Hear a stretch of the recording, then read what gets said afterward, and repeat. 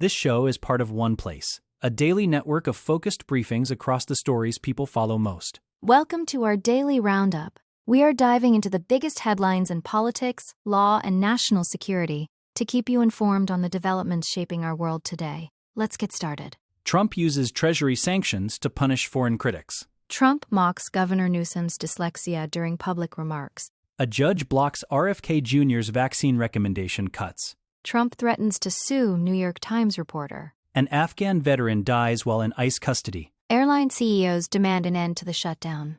A synagogue attacker's brother was a Hezbollah commander. Trump attacks the Supreme Court over tariff rulings. Minnesota officials warn against the Save America Act. The Supreme Court reviews temporary protected status cases. First, the Treasury Department. President Trump is reportedly using the Treasury Department to target foreign leaders who criticize his administration, a move that deviates significantly from historical precedent. After Spanish Prime Minister Pedro Sanchez condemned U.S. attacks on Iran, Trump instructed Treasury Secretary Scott Bessent to cut off all business dealings with Spain. While sanctions are traditionally reserved for serious threats like terrorism or drug trafficking, the administration is now applying them to individuals and businesses in countries that voice opposition. This shift has raised alarms among former State Department officials who argue that these tools are being weaponized for personal political retribution.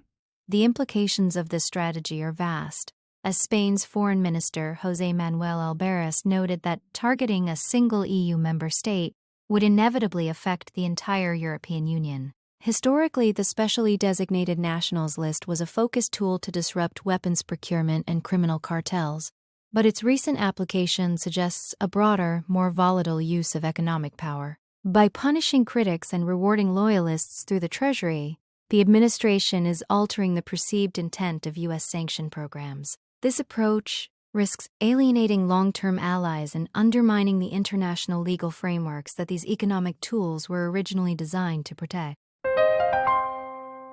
Next, Trump mocks Newsom. President Trump recently sparked a heated exchange by claiming that individuals with learning disabilities should not serve as president, specifically targeting California Governor Gavin Newsom's dyslexia. During remarks in the Oval Office, Trump referred to the governor as "new scum" and labeled him as dumb due to his struggles with reading and spelling. These comments have drawn sharp condemnation from the National Center for Learning Disabilities, which emphasized that dyslexia does not impair a person's intelligence or judgment. Newsom responded by calling Trump a brain-dead moron, highlighting the personal nature of the attacks as both men position themselves for future political battles. The controversy deepened as Trump accused Newsom of having a mental disorder and being a cognitive mess on Truth Social. Newsom has been open about his dyslexia, recently telling an audience in Atlanta that he cannot read speeches from a teleprompter and relies on other methods to lead. While conservative critics claimed Newsom was talking down to voters during that appearance, the governor maintained he was simply sharing his personal reality. This clash underscores a growing trend of personal insults in the political arena, where medical conditions and learning differences are being used as ammunition to question a candidate's fitness for office. Now, the vaccine ruling. A federal judge in Boston has temporarily blocked Health Secretary Robert F. Kennedy Jr. from reducing the number of vaccines recommended for children.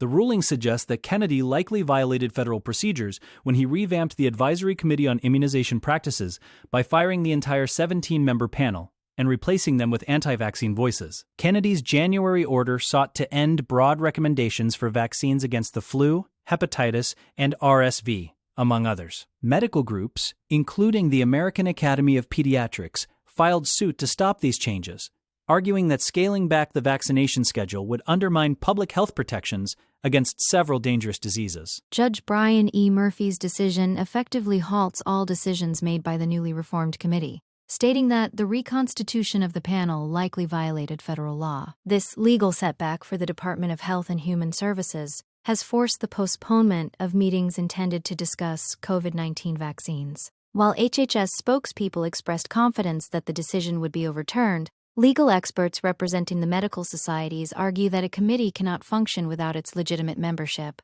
The case highlights the ongoing tension between the administration's skeptical stance on vaccines and the established medical community's reliance on long-standing public health protocols. Moving to the Times. President Trump has escalated his attacks on the media by targeting New York Times reporter Maggie Haberman with a degrading nickname and threats of legal action. In a Truth Social post, Trump referred to the Pulitzer Prize winner as Maggot Hagerman and suggested he might add her to his ongoing defamation lawsuit against the newspaper. He accused her of writing false stories despite her deep knowledge of his history, which she documented in her book Confidence Man. This latest outburst follows Haberman's recent television appearance where she discussed the political challenges Trump faces regarding rising gas prices and the ongoing conflict in Iran. The president's rhetoric toward female journalists has become increasingly aggressive, with Haberman and CNN's Caitlin Collins being frequent targets. Trump's recent posts criticized Haberman for her reporting on the firing of Kristi Noem and her analysis of how voters might react to $4 a gallon gas. By labeling reporters as sleazebags and threatening litigation, the administration continues to challenge the role of the press in holding the executive branch accountable. These attacks often coincide with reporting that touches on sensitive topics, such as Trump's past associations or the economic impacts of his foreign policy, suggesting a strategy of using personal insults to discredit unfavorable coverage. Next, a tragic death. Mohammad Nazir Pakhtiawal, an Afghan veteran who served alongside U.S. forces for over a decade, died in ICE custody less than 24 hours after being detained. Pakhtiawal was taken by agents in front of his 6 children outside his home in Texas. While in a holding room, he complained of chest pains and was later admitted to a hospital where he passed away after his tongue became swollen. Despite his legal residency and compliance with the immigration process, ICE initially labeled him a criminal illegal alien in their public statement, a move that has sparked outrage among veteran advocacy groups. The family of the 41-year-old father is in deep shock, describing him as a healthy man who was simply trying to provide for his children through his local bakery. Afghan Evac, a non-profit supporting those evacuated in 2021, has called for transparency and accountability, noting that the U.S. failed to honor its promise of dignity to those who stood with the military. While ICE cited prior arrests for fraud and theft, supporters point out that he was legally in the country awaiting his asylum hearing. A GoFundMe has already raised significant funds to support his widow and children during this investigation. Now, the airline shutdown. CEOs from major airlines, including American, Delta, and Southwest, are urging Congress to end the government shutdown that has left TSA and airport workers without pay. The Department of Homeland Security has been unfunded since February due to a stalemate over immigration reforms. In a joint letter, the executives warned that air travel has become a political football, making it nearly impossible for essential security workers to afford basic necessities like food and rent. With over 300 TSA employees quitting and call-out rates doubling, the staffing shortage is causing massive delays at major hubs across the United States.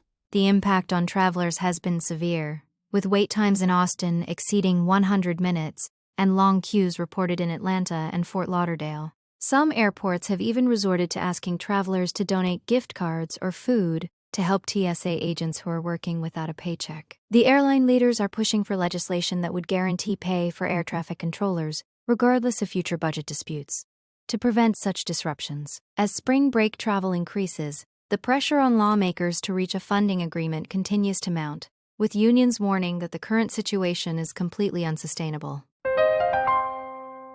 Next, the synagogue attack. The Israel Defense Forces have identified the brother of the Michigan synagogue attacker as a Hezbollah commander who was recently killed in an airstrike. Ayman Mohammed Ghazali, a naturalized U.S.